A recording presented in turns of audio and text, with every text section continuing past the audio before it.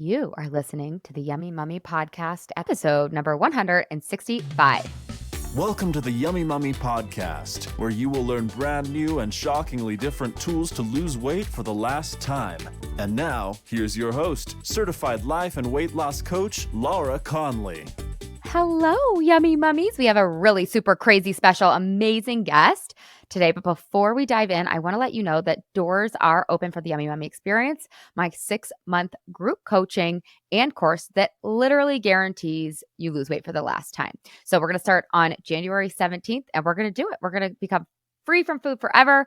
We're going to lose weight for the last time. We're going to love our freaking lives, pass down a really bomb-ass legacy to our kids around food, around body, around what it means to live a full, delicious life. So if you are ready, and P.S., ready is a decision, you could just make it. If you are ready, if 2024 is your year, it is your year. This is your turn. It is your time.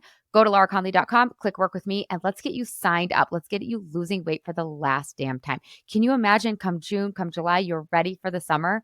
It's not too good to be true. You're going to have to borrow my belief in you. And in this program, that's why there's a money back guarantee, because I know it works. Then get over there and sign up. All right, without further ado, I want to give you this episode with my client, Leonora. You are going to love it. She has truth bomb after truth bomb inside. Leonora, welcome to the Yummy Mummy podcast. I'm so grateful that you are here. Introduce yourself to us and tell us a little bit about your journey in terms of weight loss and body and yourself. Well, thank you so much for having me, Laura. And I'm so grateful for the opportunity to amplify you and your work because you're such a gift. So a little bit about me. I live in Tennessee. I'm a college professor and an executive coach. What those two things have in common is being an educator. And that's what and who I am at heart. The two most important students in my life are my two children. I have a non-binary child who's 14 and a daughter who's 15. Amazing. Okay, so let's just dive right in. Tell us a little bit about why you signed up for the Yummy Mummy, what you were struggling with before you found the Yummy Mummy. Like, what was your before, so to speak? And I don't mean like the image of you, right? But like, how did you feel in your body? How did you feel in your life? Like, what was it like for you before you had found this work? Yeah. Well, so Laura, as you know, I'm also a coach, and I was working with a client in an individual coaching engagement who was working with you inside the Yummy Mummy experience. And I noticed that coaching her was not like coaching any other client I had served before, because she was so adept at discerning some of the models that you teach inside the Yummy Mummy experience. So that was the how of me finding you. And the version of me that found you knew in my head that in coaching, you can't ever really believe the story that someone comes to you with. So I came to you with the belief that I needed to lose weight. And the me that believed that had struggled my entire life with my relationship with food. It was a source of emotional comfort or emotional celebration. The way I was eating was bringing me joy for a nanosecond and then sadness and shame for minutes, hours, days after that. And I needed to clean that up, but I had no idea where to even look inside myself to begin cleaning that work up. And so one of the sayings that we have in coaching a lot is never believe what a client tells you they need to work on. And that's not meant to be condescending to clients. It's that usually the results that we get in life come from stories that we're not even aware we're telling ourselves. And even though I'm a coach, I had very little awareness around the stories I was telling myself about food. And therefore, the result that I was living into was that I was not only overweight, I was actually in an obese BMI. So I was overweight, but my inflammation markers were off the chart. I hated looking at myself in the mirror. I was automatically excluding myself from activities that involved using my physical body. And I was really kind of diluting the life that I think I'm meant to live. Oh my God, what a powerful word. Diluting the life you thought you were meant to live. That's so interesting. Wow. Okay, so tell us a little bit. The listeners always they want the facts. So How much weight have you lost? Tell us a little bit about now. Like now, how do you feel in your Yeah. relationship with yourself, with food, your body, all of that? Tell us a little bit more. Yeah. I've lost 42.8 pounds. I know. Since Amazing. August 1st, 2023, and today is December 18th, 2023. Oh my God. That is so badass. That's so great. It feels amazing. And one of the invitations that you extend to the women inside your experience is to journal and reflect on what it feels like to lose weight as you go along.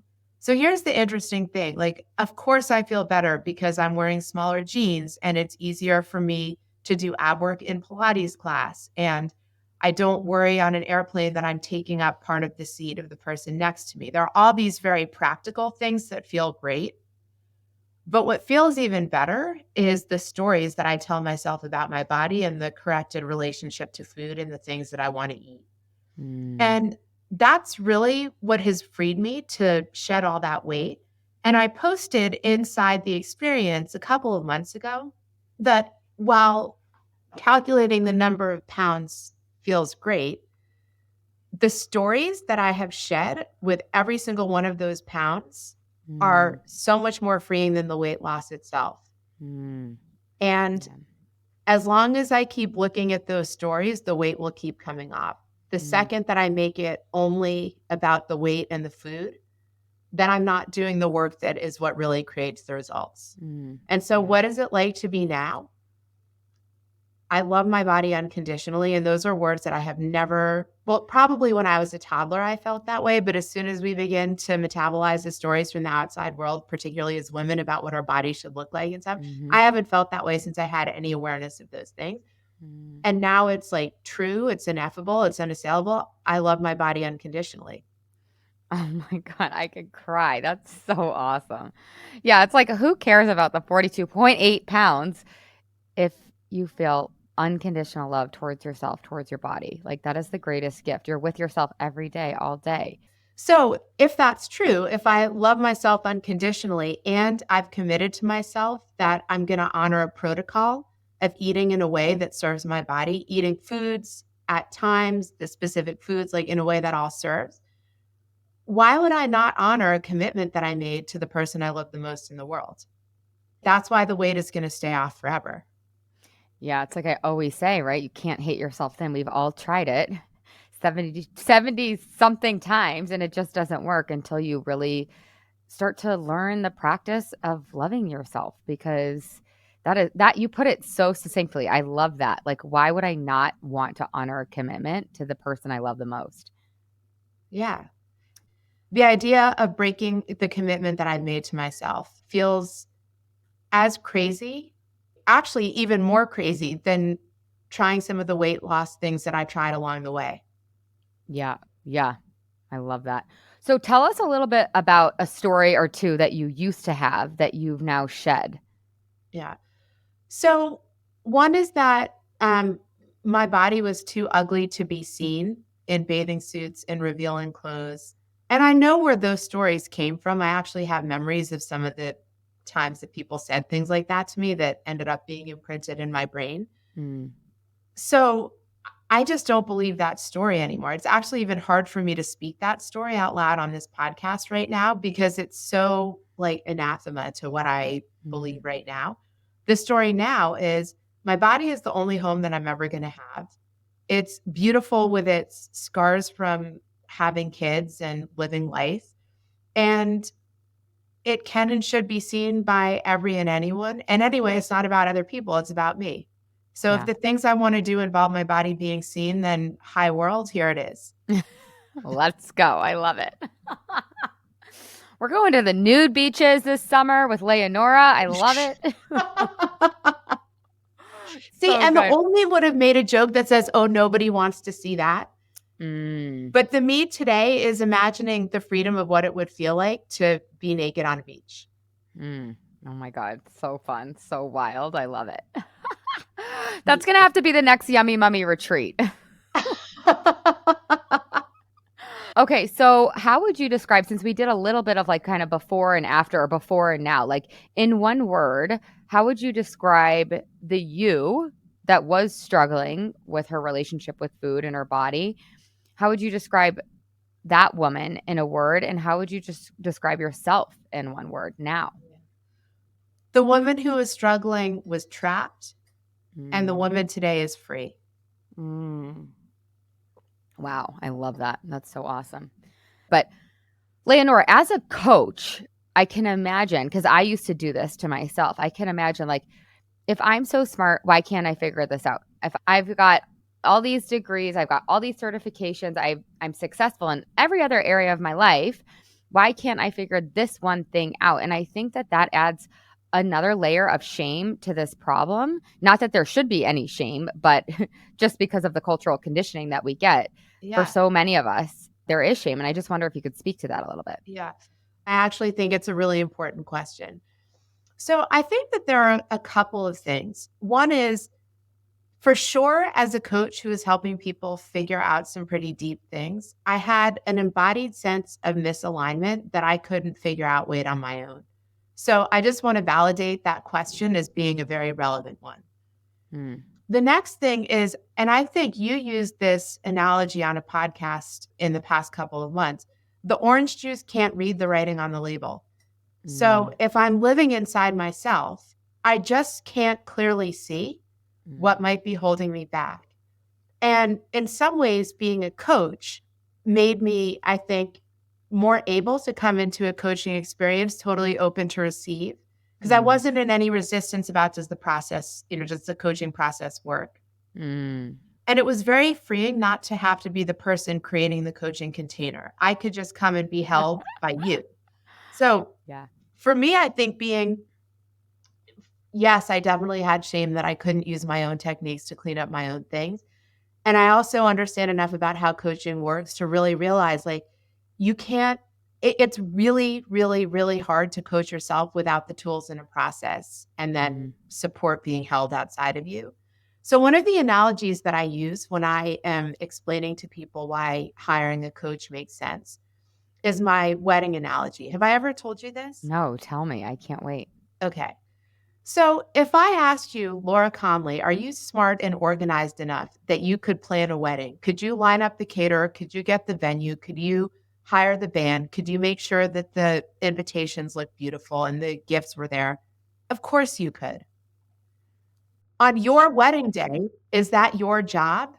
Oh, hell no, right? You should not be doing any of that stuff on your wedding day. In other words, I find it nearly impossible to engage in content if you have any responsibility for holding the process.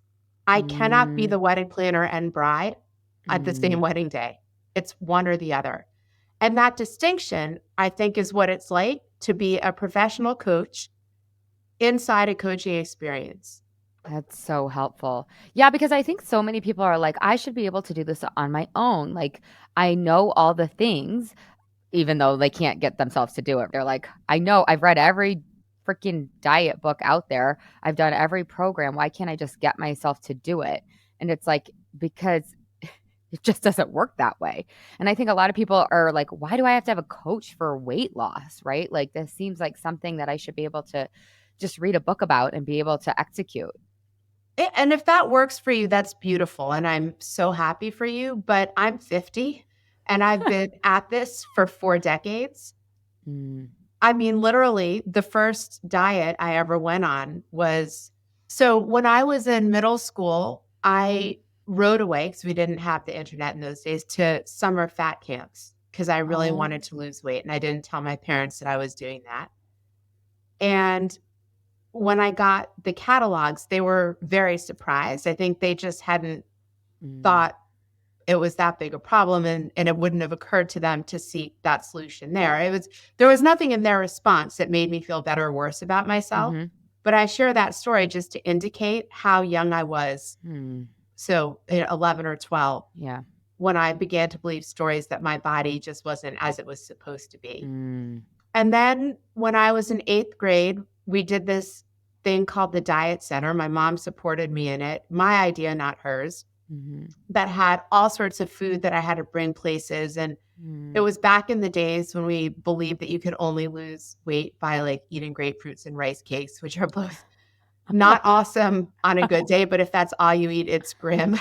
And then that extended into trying all sorts of things to try to manage my weight. Like I went through college on a diet of bagels with no cream cheese on it because we were worried about the fat and cream cheese, but not like the wheat and carbs in the bagel, and diet Snapple. And Oh then my like God. beer at night because it was in Yeah. college. And I Yeah. was surprised that my body didn't feel good and that I was not at the weight at which I wanted to be. Right. And there was this signaling that happened in my body from the time I was little. I've never really liked sweets. So in the afternoons when people would have sugary snacks, which like, by the way, message to the universe, if we could eliminate that as a thing for kids, that would be great. Please and thank you. But anyway, it would be like snack time and the cookies would come out and I would find that I wouldn't want to eat them, but I did because everyone else was. And then I wouldn't feel great after, but I just thought there was something wrong with me. I didn't know to pay attention to that. And so, that set the stage for constantly being a seeker of weight loss plans and diets, of feeling like I'd cracked the code and found the secret. And every time I started one of those programs, it felt, to use a term that you use a lot, very white knuckly. Like I had to hang on for dear life because if I slipped up just once, the whole thing would be over. And because my brain was feeding itself that story, well, guess what? Every time I slipped up, it was over. I proved myself right 100% of the time. And so it was expensive, it was stressful, and it really fed into a cycle of me believing that I couldn't succeed at this thing called weight loss. So yeah, that's been a little bit of my journey with it. And I love that you're talking about like the experience after school with the cookies, because I feel like that is so much of what we're taught, is to like abandon ourselves in order to fit in. And it's like our bodies our bodies will tell us if we listen, but we're not taught to listen to our bodies. It's like this amazing, I don't know, like it's just innately intelligent. It's like you can ask your body a question and it'll give you the right answer, but we aren't taught that. We're taught to like, nope, just do what everybody else is doing. Better fit in. yeah. Don't Well, stand and out. one of the biggest stories that I've learned through working with you is like just not a story for me. Is there's a very prevalent belief in our culture that eating 3 meals a day is healthy and that breakfast is the most important meal of the day. And in 50 years, it never occurred to me to question that assumption. Scientists said it, doctors said it, it was all over the place. But in your program, one of the things we do is we choose the protocol of how we're going to eat. So for those of you who are listening who might be thinking of working with Laura, you're not going to sign up with her and then get your food list. You're going to write your food list because it's different for my body than it is for Laura's body, than it is for your body, for anyone else's. So one of the experiments that I did with my protocol, because the protocol is an ever living, ever breathing experiment. That's the other thing, is it's not fixed in time. What serves you at one point may not serve you later. So one of the first experiments that I did was to adopt intermittent fasting, eating between 12 and 8 every day and not eating outside of those hours. And in practicality, it ends up being more like 12 to 6 or 6:30. Well, guess what I learned? Breakfast doesn't serve me. Breakfast, the healthiest meal of the day, the most important thing we can do for our body. Breakfast makes me feel sluggish. It makes me retain water. It makes my hands swell up and feel itchy. It makes me lack focus through the morning. And I'm not really hungry until noon. So I am so glad that I know that the story that we need 3 meals a day starting with breakfast doesn't serve me, because now I have a protocol that does serve me, and it's my protocol, not anyone else's. Yeah. And I think there's a couple points there. Number one, going back to this point about taking other people's rules and applying those rules to ourselves kind of blindly, like again, no fault of our own. But I can remember like being a kid or even being a teenager and not wanting to eat breakfast. Like I don't really eat breakfast either, but it would like make me sick. And thank God my mom was beyond her time at the time. She was like, if you're not hungry, don't eat. But I don't think most moms would have given that advice. So a couple points I want to make about that. I think what Leonora was talking about around her protocol is really important to highlight, that you're creating your own. So it's so much easier for you to want to honor it instead of it like being a prescription, right? So many of us do these diet plans. We go to the nutritionist. We go to, oh my God, I had a crazy trainer that would give me these food plans. It would be like 1 yogurt and 1 strawberry per day. It was like ridiculous. He would call me pork chop. Um, that was Seriously? literally his nickname for me, pork chop. I don't know. I mean, yeah, I had some severely poor judgment in not firing him on the spot in that moment. But anyways, I was desperate, right? I was so desperate to look a certain way that I didn't care. It was at all costs. But to the point of like you create your own protocol, it's so much more empowering than someone else just slapping something on you. They don't even know if it's right for your body, right? We all have, our own lifestyles, our own bodies. And I do want to say that like you get a lot of help at the beginning in terms of creating your protocol. I think a lot of people listening get scared because they're like, oh, I don't know if I'm going to be able to trust myself. I don't know if I'm going to know what to pick. So I just want to say, don't worry. If and when you come into the Yummy Mummy, I'm going to help you. I'm going to hold your hand throughout the whole entire way so that you create something that really works for you and something that you really believe in and that serves you and that really makes you feel good in your body, like Leonora was talking about right now in the moment, and then in an hour, and then the next day and the next week, and so on and so forth. So I just want to highlight that because I think it's important to say. Okay, I have so many thoughts and feelings about the protocol creation process and then Tell us. committing to it. And for me, this has been one of the biggest revelations of your program. So, first of all, I remember the beginning of the experience being like, well, how am I going to know how to create a protocol? What am I going to do? Like, I was nervous about that. So, Oh, when you're yeah. talking to the future Yummy Mummy who's curious about that, I was you, listener. Okay. So, a couple of things. It's true. Laura does hold your hand. It's also the first time that you introduce the idea within the program that you can trust yourself, which is not usually an idea that people coming to the experience sort of understand in an embodied way at that point. But it's sort of like you're inviting the women in the experience into like a trust fall, like create a protocol. Mm-hmm. And the reason it's so easy to accept that invitation is because you can change the protocol anytime you want, not in a way that's like, I want a cookie today, so I'm changing my protocol to be a cookie right now. That wouldn't be an integrity, but it's using a scientific method, doing a giant experiment. You create a protocol. You follow it for 2 weeks. And if you're not getting the results that you want, then you look at it and you tweak it. And then you start the experiment again.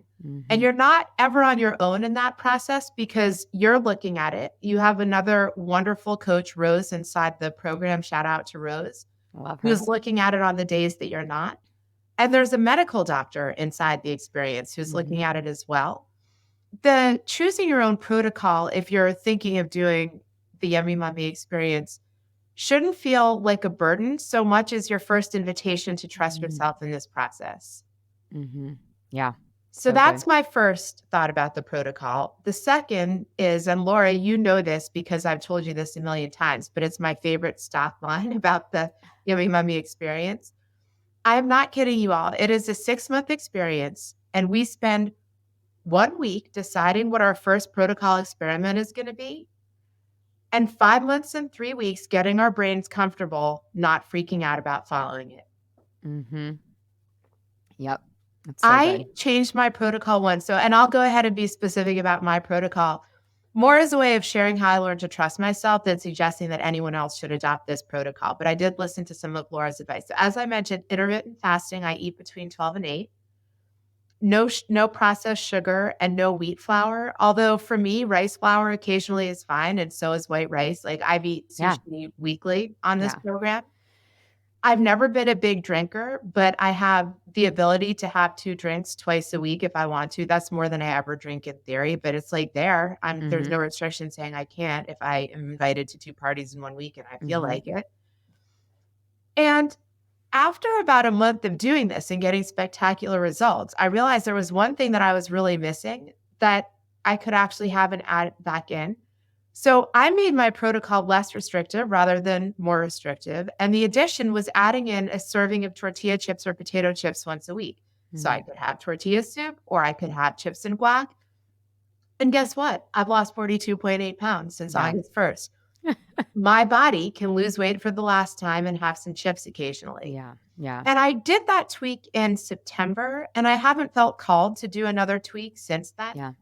But if I do, then I'll make it, and it's Yeah. fine. It's no big deal. Like, if it doesn't work, then I'll tweak it again, and if it continues to work, I'll keep it. But it's evolving, and it's soft. It's not rigid. There's nothing hard about it. It's like a agreement with yourself to take care of yourself in a certain way until it doesn't serve anymore, and then you change it, and it's Mm. beautiful. Yeah, and you really are losing weight the whole time, which sounds like kind of crazy because I can hear the audience members being like, "Wait, so this is an experiment, but we're not going to like get the formula right away." Like the deal is we're going to be experimenting and you're going to be losing weight as you experiment, which is so awesome. I mean, and to Leonora's point, like she's lost almost 43 pounds in 4.5 months. It's pretty awesome. Or Well, 3.5 months, or what is it? 4.5 months. August, 4.5. September. Yeah, four. That's so awesome. Which brings up another point, Laura, is that the fact that my weight loss has been rapid is neutral. It's not good or bad. It's just where my body responded to the protocol and thought work that you offer. But one of the things that I think can be really scary about weight loss is like, so my overall goal was 80 pounds. So I'm now more than halfway there. And there's part of me that is like, oh, I have to wait according to Happy Scale, which is an app that helps you kind of map out a holistic weight loss journey. It's a source of data and it's very helpful as long as you have a healthy mindset around it, which Laura teaches you to do inside the program. But I'm like, oh, I have to wait till July until I weigh what I think my dream come true weight is, which is 130 to 135. And then I'm like, okay, well, maybe, but it doesn't mean in May that I'm still going to weigh over 200 pounds where I started. Like you have progress along the way and the progress feels good and that progress fuels you. So one of my favorite stories of celebrating progress along the way is I love this brand of jeans called Frame Denim. I just think I love the cut. I love the fabric. And I went into a Frame Denim store a few weeks ago and asked to try on jeans in a size 30. Which I thought was way smaller than I had any business to be asking for. But I tried them on and they were too loose. So I was like, can I try 29? And I put on the 29 and they were still too loose.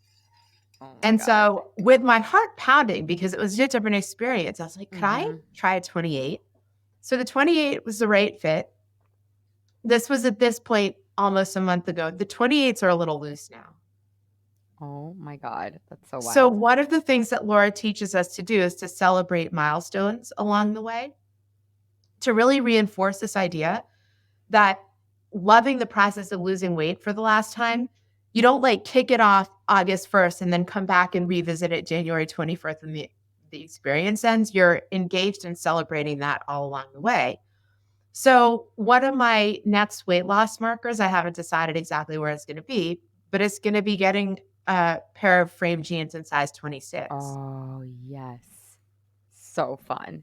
Oh yeah. my gosh. How could I be bummed that it's going to take me till June if I'm going down 2 sizes at a time along the way, right? I mean, and we talk about that inside too. Like we sort of soften the grip. We loosen the grip around this timeline. It's like, you're going to get there. So if that's true, let's enjoy the process. And I mean, I really think that's one of the secrets to life is like learning to enjoy the process because there's no such thing as over there. Like it's a rival fallacy.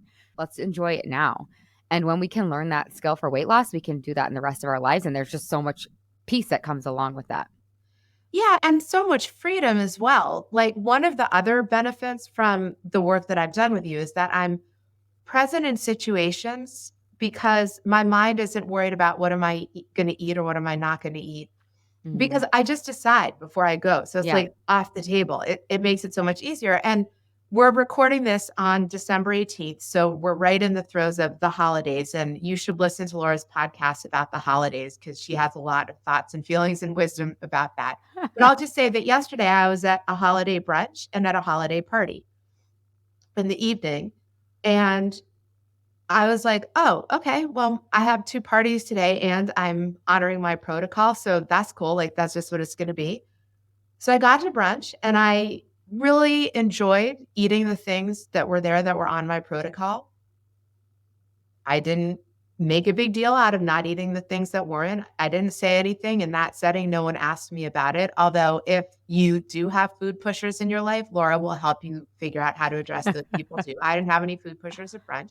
And I sat with my friends and we had the best time. And I had a delicious, nourishing meal of eggs and tomato sauce and fruit and smoked salmon. That's all on my protocol.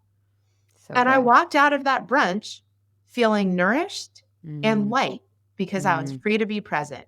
I did not walk out of there feeling overly full, ashamed, mad at myself because I broke into deal with this. It's just freeing and it's easy. And then I went to the holiday party in the evening, which was a sugar baked sweets bake-off type of thing.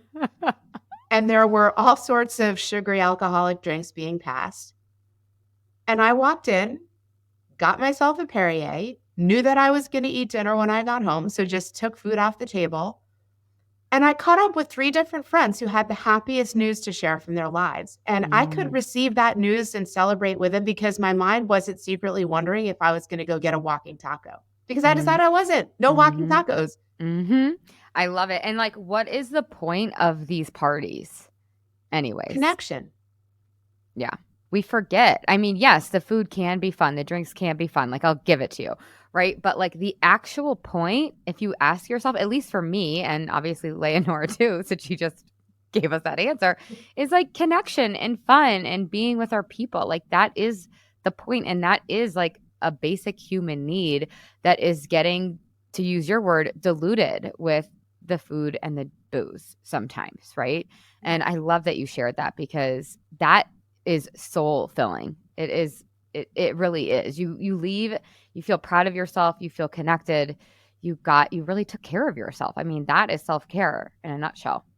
And that's one of the things that you talk about is having your own back a lot. So I've learned to do some really specific things to have my own back. Like if I'm going, so one of the pitfalls that can come up for people doing this program is if you go into a situation where you don't know what food is going to be served, and you don't have control of it. You're at someone else's house or you're at an event or a party or something.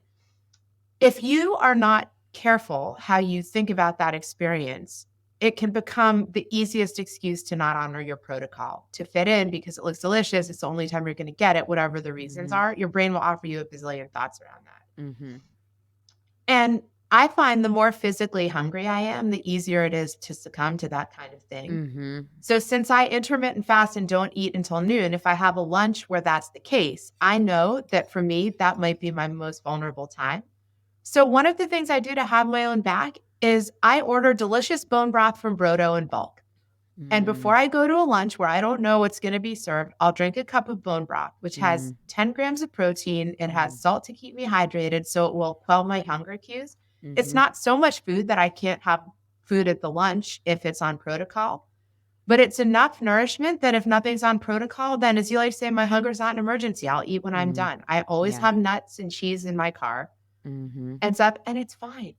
Yeah. And there almost always is something. That's what I think is so interesting too. Is like, we're like, oh my God, well, this isn't crazy restriction over here. We're not like doing these deprivation inducing diets. It's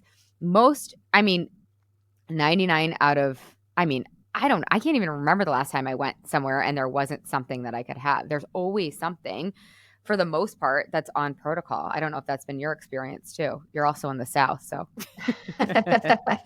Well, that is part of my experience. And part of my protocol, I should have added this, is once a week I can have what's called a Yummy Mummy Munchie, where I can eat something that's off protocol. Not in a desperate way that this is my one chance and I'm going to stuff my face. But like, if I want to, I can. So since I've been doing the Yummy Mummy experience, I've had pizza.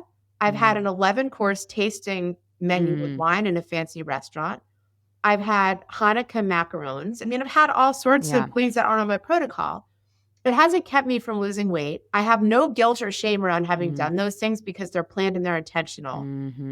That's the important part right there. That's like the really important part. And that makes them actually enjoyable because you're doing it on purpose versus like going against your word.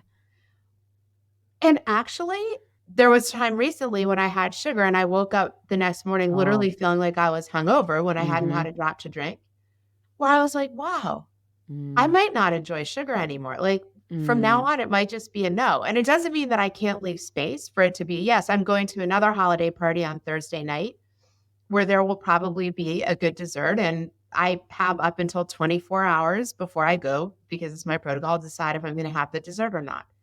I mm, think right now I'm leaning towards no because of how I felt after I had yeah. sugar the last time. But it's not, again, it's not like white knuckly or deprivation. I'm like, I just right Yeah. now doesn't feel worth it. Yeah, totally. So, what would you tell somebody who's trying to decide whether or not to do the Yummy Mummy experience? Maybe they're on the fence, maybe they're hesitant because they don't believe it'll really work, or maybe they don't feel like they could figure out the financial investment. What would you say to them? So I've listened to almost all your podcast episodes because I love you and I think you're an earth angel and you're wise and a guru, right? So I listen to any Laura that I can get, I'll engage with. And I've heard you talk to a lot of people about the costs and Mm, with like a sort of meta story that it's a lot of money, $5,000. I actually have a different story around that, I think, because I'm a coach. mhm. And first of all, I understand the value of coaching. And second of Yeah. all, I have a very clear eyed view of what top coaches charge. Mm. It's a steal. And I like other people may not feel that way. And if you're considering making the investment, it may not feel that way now. So it's a steal. Like that's a feeling that I have. I'll give a Mhm. little bit of grounded reasoning as to why I feel that way. First of all, if you look at what the other options are to lose weight for the last time, the ones that are common and out there right now, whether they're those semaglutide Mm, injections or whether they're some of the monthly programs that have shakes and food bundles, they're somewhere between the same price to more expensive. So if you benchmark the Yummy Mummy experience against its competitive set, it's not very expensive. If you benchmark the YMX coaching experience against other coaching experiences, that's when it begins to look like a real bargain. mm, And part of the reason why I think you're able to keep the price so reasonable compared to other coaching experiences, Laura, is that it's a group mhm. container. And I know that there are some people who believe that they need your full and undivided attention on them in order to lose weight for the last time, that they can't work in a group. Mm. And what I would say is that the group is one of the biggest value adds of the entire program. Yeah. I have these new friends whom I've never met in person. One day I hope I'll meet them, but even if not, like we have bolstered each other through this. Mm, We're in Slack together. We look every day at what everyone else eats. When someone has a day, and it's happened to every single one of us in our experience, when someone has a day that they've eaten off protocol, that they've broken their commitment to themselves, that they've had something hard happen and they've turned to food to cope with that, it normalizes the journey mm. for every single one of the rest of us. And if we were only talking to you, you've really figured out how to do this work, right? You've mastered it. It's your life's work. Mm. Then we might be holding ourselves up to a benchmark that we haven't reached yet. But when we're in it with all these other fallible people who are just like us, we see other people power through. And it's like, well, if she can do that, I can do that. Yeah. And on the days when I'm like, well, I'm not sure I can do that, everybody else in Slack is sure that I can do that. So I'm like, well, okay. And Guess I have so, to believe him. Yeah. yeah. And look, I don't want to be naive and say that $5,000 doesn't feel like a big check to write. But I just think for the value that you're getting, Yeah. both compared to other weight loss schemes and compared to coaching, it's Yeah. just not that much. Yeah. I mean, I agree because I see what other people are charging and I see the results, day in and day out of what you guys are getting. So I get that it's a hump for a lot of people. But in the end, you're going to be on this podcast saying the same thing that it's totally a steal, which might sound totally crazy, but trust me, you really will feel like this is the best investment that you ever make. Ever. And the other thing I think is that by doing the 5 months and 3 weeks of rewiring your brain to accept a protocol, that's like an insurance that you're losing weight for the last Mm, time. And if you don't, you get your money back anyway. And I know that mhm, you put the money guarantee there energetically to take it off the table, that if it doesn't work, then you're out 5 grand. If it mhm. doesn't work, then you're not out 5 grand. If you honor the process and do the work, I mean, I can't imagine how you would not lose weight and for the last time. Oh, I know. I was talking to someone the other day. I'm like, it's literally impossible to not. Like, you come in, you do the work, which is not that bad. It's not that hard. It's actually, in my opinion, very enjoyable. And it's impossible. It's like, that's how I've designed it. I designed it so that it would be impossible for you to not lose weight. Yeah.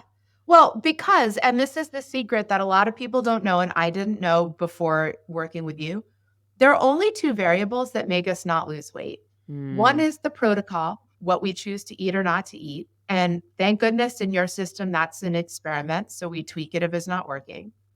Or your brain and the stories that your brain is telling yourself around food. And we spend those 5 months and 3 weeks looking at the stories our brain might tell ourselves and cleaning up those that don't serve. So if you're working really hard and very compassionately on the only two variables that impact whether you can lose weight for the last time, you're going to lose weight for the last time. Yeah. So awesome. So good. Okay, Leonora, anything else that you feel like the audience needs to hear? Yeah. And this might sound kind of like something surprising. Guess what the best benefit of working with Laura is? It's not losing weight for the last time. Wait, what? That's what this whole thing is about. But as Laura said earlier, and this is one of her mantras, you can't hate yourself thin. So really what Laura teaches us inside the experience is how to love yourself and love your body and love the thoughts that don't serve you as well as the ones that do. And that is so much more freeing and so much more delicious than any teen size. So the fact that losing weight for the last time, which is this kind of end goal that so many of us have held for so long, the fact that that's not the best part of this experience is mind-blowing and so amazing. I love that, Leonora. Thank you so freaking much. This is so helpful for all the people out there that are in the shoes that you were in just 4.5 months ago. You are giving them such a gift by showing them that this is really, really possible. And so, like, from the bottom of my heart, I'm so grateful. And it's extra special because you're a coach. And I just think that it's so cool to be able to support each other in this way. Well, thank you so much. It's my honor to amplify what you've created and who you are. And I hope that these words will help many, many, many other people grow and self-love the way that I have working with you. Thank you. You're welcome. Okay, you guys, go to lauraconley.com, click work with me. Doors are open for another 7 days. So get your booty in there. By July, you're going to be rocking your bathing suit and going down the water slide with your kiddos. What is better than that? Okay, I love you all. I hope you all have the best week ever. Thank you again, Leonora. Cannot thank you enough. You're just the absolute best. All right, you guys, love you. Ciao, ciao. Hey, if you've enjoyed listening to this podcast, I would love it if you leave a rate, review, and a subscribe on whatever you're listening to this podcast in. Pretty please with a cherry on top. It would help me so much, and it would help all the other mamas out there hear this message. Thank you in advance. I really appreciate it. And you have to come check out the Yummy Mummy experience. It's my proven lose weight for the last time group coaching and course. Head to lauraconley.com and just click work with me. Other than that, you guys, I would love to give you a free gift. If you want your free listener only gift, go to lauraconley.com/gift. And from there, you will get your free best ever weight loss hack. So cool. The last thing I want to tell you, you guys, is I do have a free Facebook group. It's called, you guessed it, The Yummy Mummy. Lose weight for the last time, end body drama, and get food freedom. You can just search that in Facebook, or again, you can head to the show notes and you'll find the link there. All right, you guys, have the best day ever.